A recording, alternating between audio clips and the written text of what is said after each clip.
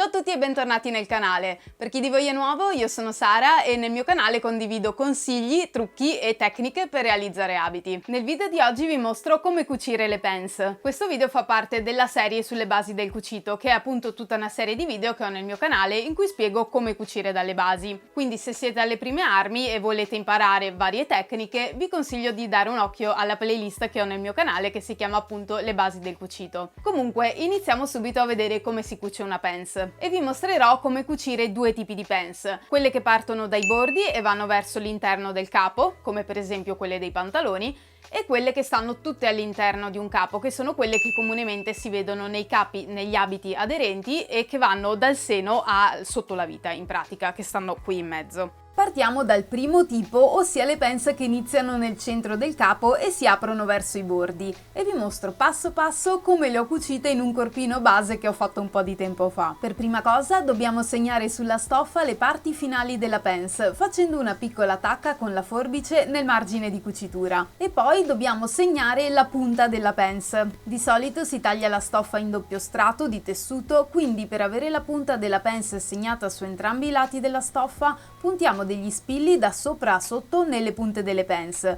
Poi andiamo sull'altro lato e segniamo una X con centro sulla punta. Io qui sto usando una penna apposita che si cancella con il calore del ferro da stiro. Se non l'avete potete usare comunque un gesso da sarto. Questi segni comunque è preferibile farli sul rovescio della stoffa, sia perché è più utile averli lì, sia in questo modo eviterete di avere qualsiasi tipo di segnetto sul dritto, non si sa mai. Riprendo i due spilli e stavolta li infilo nell'altro verso, sempre in corrispondenza dei due punti, così da fare i segni sulla stoffa anche dall'altro lato. E ora, avendo tutti i punti segnati su entrambi i due strati di corpino, posso andare a cucire le pens. Per cucire la pens devo chiuderla mettendo la stoffa dritto contro dritto e in cima avrò la punta della pens, mentre in fondo devo far combaciare le due tacche di fine pens perché devono essere cucite assieme. Potete segnarvi la linea di cucitura della pens. Sarà più facile cucirla e andare dritti. Basta congiungere con linea dritta la punta della pens col fondo della pens, sempre con la penna cancellabile. Di solito si tende a tenere il margine di cucitura della pens se non sono tanto larghe. Se però sono più larghe, come ad esempio la pens spalla del corpino che sto cucendo, per non avere troppi spessori sotto si taglia via il margine e si lascia solo 1 centimetro. Per cucire la pens partite dal fondo della pens e andate verso la punta.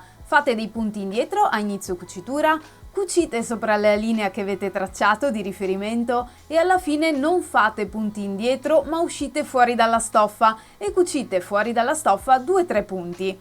Poi lasciate circa 10 cm di filo libero e tagliate. Queste parti finali dovranno poi essere chiuse con un nodino a mano. Si fa a mano questa parte finale sulla punta perché altrimenti bisogna essere molto precisi. Se si fa con la macchina da cucire bisogna arrivare esattamente sulla punta della pens con la macchina per avere un risultato ottimale. E magari all'inizio non è facilissimo da fare. E per fermare i fili sulla punta annodate il filo 3 o 4 volte e poi tagliate i fili corti a circa 2 cm. Di solito si stira il margine della pens verso il fianco del corpo. Questo permette di snellire di più la figura rispetto a girare i margini della pens verso il centro del corpo. Per appiattire bene la punta è meglio stirarla mettendola sulla curva del mini asse da stiro. Tutto il resto della pens lo si può stirare da sopra.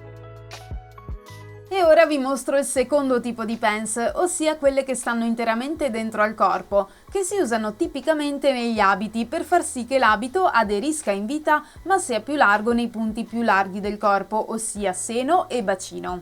Anche qui ho segnato sul rovescio le punte della pens sopra e sotto e i due punti centrali in cui la pens è più larga. Per cucirle chiudiamo sempre la pens mettendo dritto contro dritto. In cima e in fondo avremo la punta della pens che sta sulla piega della stoffa, mentre in mezzo dobbiamo far combaciare i due punti della parte larga della pens. Consiglio di farlo inserendo uno spillo che deve attraversare i due strati di stoffa esattamente sui punti segnati prima. Una volta spillato tutto, posso segnarmi con una penna cancellabile le linee in cui devo poi cucire, unendo semplicemente le punte ai punti centrali della pens e poi vado a cucire. Io qui per cucire la pens più velocemente, quindi tutta in un unico passaggio, sto usando il metodo che vi ho accennato prima, cima, ossia inizio in cima sulla punta della pence bloccando la cucitura con punti indietro e poi seguo le linee e alla fine lascio i fili lunghi che chiudo con un nodino a mano. Però appunto bisogna cercare di essere precisi quando si inizia e arrivare proprio alla punta dove il tessuto piega. In alternativa il metodo più sicuro e più facile è cucire la pence con 2 cuciture.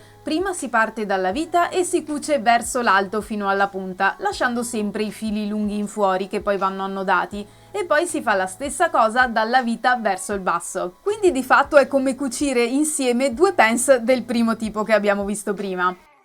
E questi erano i metodi per cucire i 2 diversi tipi di pence. E per il video di oggi è tutto, lasciate un mi piace se vi è stato utile e condividetelo se conoscete qualcuno che vorrebbe imparare a cucire. Scrivetemi nei commenti qui sotto se c'è qualcosa di specifico che vorreste imparare a cucire e iscrivetevi al canale e attivate la campanella se non lo avete ancora fatto, così da non perdervi tutti i futuri video che pubblicherò. Bene, ci vediamo al prossimo video, ciao ciao!